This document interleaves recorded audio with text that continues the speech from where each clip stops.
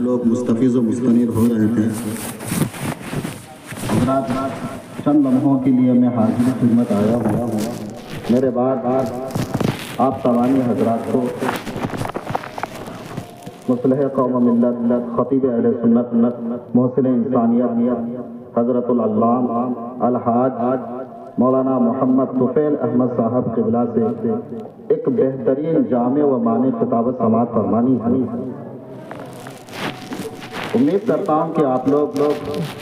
صحیح سے ان کی خطابت سماعت فرمائیں گے اور جو بھی بات بتائی جائے اس پر عمل پیرا ہونے کی بھی کوشش کریں گے۔ حضرات محترم، آج کی یہ محفل ایصال غرض سے منعقد ہے۔ میرے خیال سے جو آپ لوگوں کی عمر ہے، بارہا آپ لوگ ایسی محافل میں بہت ہی شرکت کیے ہوں اور اس کے مقصد سے بھی آپ لوگ آگاہ ہوں گے کہ ایصال ثواب کی محفل کیوں منعقد کی جاتی ہے، اس کا ثمرہ و نتیجہ کیا ہے، یہ بتانے کی ضرورت نہیں ہے۔ حضرات محترم، ہم دنیا میں آئے ہیں اور یہ بات اٹل ہے کہ ایک نہ ایک دن ہمیں اس دنیا فانی کو چھوڑ کر کے جانا ہے، اور کوئی بھی انسان حتمی طور پر، یقینی طور پر یہ نہیں کہہ سکتا کہ میری عمر کبھی ختم نہیں ہوگی، مجھے دنیا میں نہیں مرنا۔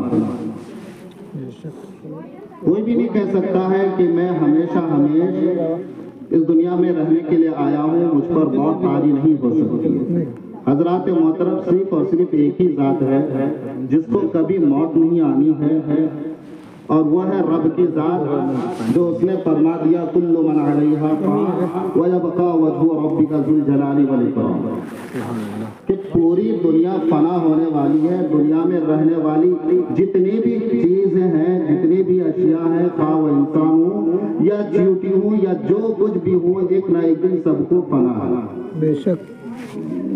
اگر باقی رہنے والی کوئی ذات ہے تو وہ صرف اور صرف رب کی ذات ہے۔ حضرات محترم، جب بات طے ہو گئی کہ ہم سب کو ایک نہ ایک دن مرنا ہے، رب کے حضور پیش ہونا ہے، پھر اپنے اعمال کا حساب دینا ہے، لیکن ہم کبھی اس دار فانی میں اپنی حالات زندگی پر کبھی غور و فکر نہیں کرتے کہ ہم اس دنیا میں جو آئے ہیں تو کس طرح کی زندگی بسر کرتے ہیں۔ حضرات، کوئی نہیں کہہ سکتا ہے کہ اگر آج کوئی بچہ پیدا ہوا تو وہ پوری 60 سالہ 70 سالہ یا 80 سالہ زندگی بسر کر کے ہی اس دنیا سے رخصت ہو جائے گا، یا کوئی نوجوان اگر 25 30 35 سال کی عمر کا ہے تو وہ یہ نہیں کہہ سکتا کہ ابھی تو ہماری عمر باقی ہے، ابھی تو ہم بوڑھے نہیں ہوئے ہیں، کیونکہ ہر نوجوان کے دل میں یہ بات گویا کہ بیٹھی ہوئی رہتی ہے، یا وہ لوگ بیٹھا لیتے ہیں کہ ابھی ہماری عمر ہی کیا ہے، ابھی تو دنیا میں بہت ہی عیش کرنے ہیں۔ لیکن مسلمانوں، یہ آپ جانتے ہیں،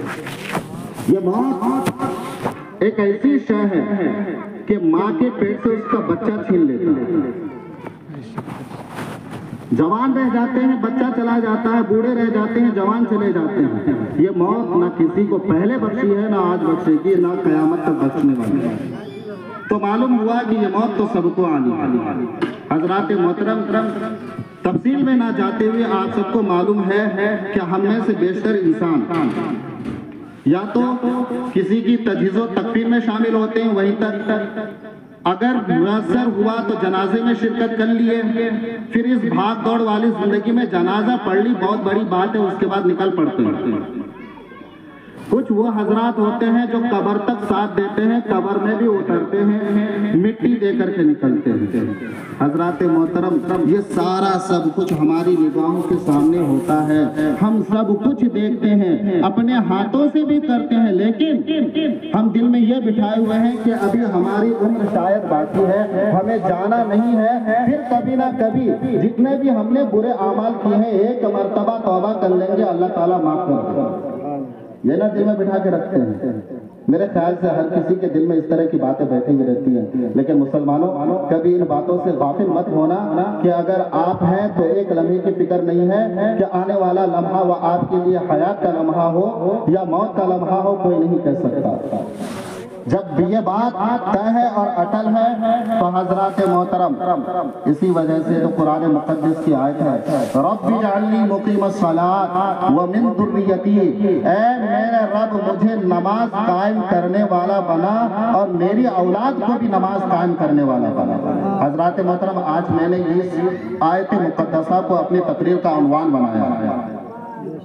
اس کا پس منظر یہ ہے کہ دیکھیے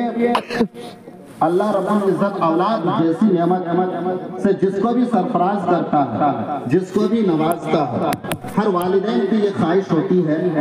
کہ میری جو بھی اولاد ہے وہ نیک راہ پر چلے، پرہیزگار بنے۔ حضرات محترم آخر یہ خواہش دل میں کیوں پیدا ہوتی ہے؟ اگر اس آیت کریمہ میں غور و فکر کریں تو اس آیت کریمہ میں ہے تو ایک ہی بات ہے لیکن دو طرح سے ہے۔ ایک بات تو والدین کے تعلق سے ہے اور دوسری بات جو ہے وہ اولاد کے تعلق سے ہے۔ اگر والدین اچھے ہوں گے، اپنی اولاد کی صحیح تربیت صحیح تعلیم دیں گے تو وہ جب والدین نماز کے لیے کھڑے ہوتے ہیں تو وہ یہی عرض کرتے ہیں کہ مولا مجھے نماز قائم کرنے والا بنا اور میری اولاد کو بھی نماز قائم کرنے والا بنا۔ حضرات محترم جس والدین کی یہ تمنا ہوتی ہے اور اسی تمنا پر اپنی اولاد کی وہ صحیح تربیت کرتے ہیں تو پھر وہی اولاد اپنے والدین کے مرنے کے بعد نماز میں بیٹھے بٹھائے یہی کہتا ہوا نظر آتا ہے رب اغفر لی ولی والدی وللمؤمنین یوم یقوم الحساب، کہ اے میرے رب مجھے بھی میری بھی مغفرت فرما دے، مجھے بھی بخش دے اور میرے والدین کی بھی مغفرت فرما دے۔ سبحان اللہ۔ حضرات محترم یہ بات تب ہوگی جب آپ اپنے اولاد کی صحیح تعلیم صحیح تربیت اسلام سے آگاہی اس پر واقفیت عطا کریں گے، تبھی جا کر کے آپ کی اولاد آپ کے مرنے کے بعد یہی کہتا ہوا نظر آئے گا کہ اے میرے پروردگار میری بھی مغفرت فرما دے اور ساتھ ہی ساتھ میرے والدین کی بھی مغفرت فرما دے۔ حضرات محترم پیارے آقا کی بڑی پیاری حدیث ہے۔ اللہ کے رسول صلی اللہ تعالی علیہ وسلم فرماتے ہیں کہ اذا مات الانسان انقطع عنه عمله الا من ثلاثه صدقۃ جاریۃ او علم ينتفع به او ولد صالح يدعو له۔ بڑی پیاری حدیث ہے، مشکوٰۃ شریف کی یہ حدیث ہے اور غالباً حضرت ابو ہریرہ رضی اللہ تعالی عنہ سے یہ حدیث مروی ہے۔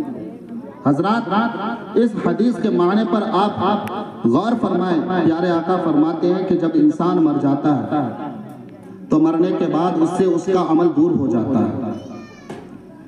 لیکن تین چیزوں کا عمل باقی رہتا ہے۔ وہ عمل کے دور ہو جانے کا مطلب یہ ہے کہ مرنے کے بعد انسان اب کسی طرح کا کوئی عمل نہیں کر سکتا، کیونکہ یہ دنیا دارالعمل ہے اور مرنے کے بعد اب وہ دارالجزا میں پہنچ چکا ہے۔ جو کچھ بھی آپ نے دنیا میں کیا اب اس کا بدلہ آخرت میں آپ کو ملنا ہے، کیونکہ عمل کا تعلق حیات سے ہے اور جزا کا تعلق اسلام میں مرنے کے بعد ہے۔ تو جو کچھ بھی آپ دنیا میں کر گزرے ہیں آخرت میں آپ کو اس کا بدلہ ملنا ہے۔ حضرات محترم پیارے آقا فرماتے ہیں کہ جب انسان مر جاتا ہے تو اس سے اس کا عمل دور ہو جاتا ہے، مگر تین چیزوں کا عمل باقی رہتا ہے۔ وہ تین چیز کیا ہے؟ صدقۃ جاریۃ،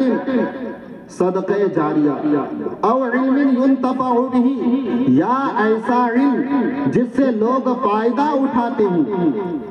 حضرات محترم صدقہ جاریہ کے سلسلے میں آپ لوگ بہت سنتے ہوئے آ رہے ہیں۔ صدقہ جاریہ ہے کیا؟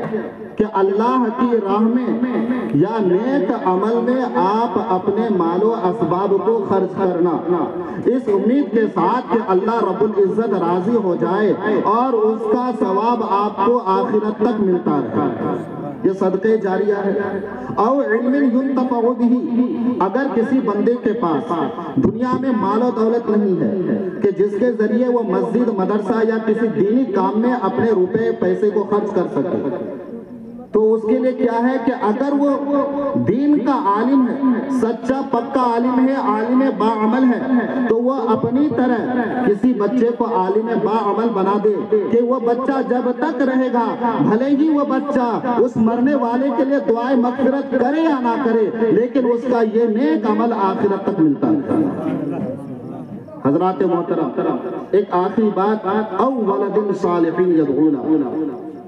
پیارے آقا فرماتے ہیں کہ اگر کسی کے پاس مال و اسباب نہیں، روپے پیسے نہیں، مال و دولت نہیں، یا کوئی انسان دنیا میں رہ کر کے علم دین حاصل نہیں کیا، لیکن اگر اس انسان کے دل میں یہ خواہش و تمنا رہی اور اسی خواہش و تمنا کو لیتے ہوئے اگر اس انسان نے اپنے اولاد میں سے کسی لڑکے کو یا کسی بھی اولاد کو عالم باعمل بنا دیا، تو وہ لڑکا جب تک رہے گا مرنے کے بعد بھی اس کا عمل اس کو ملتا رہے گا۔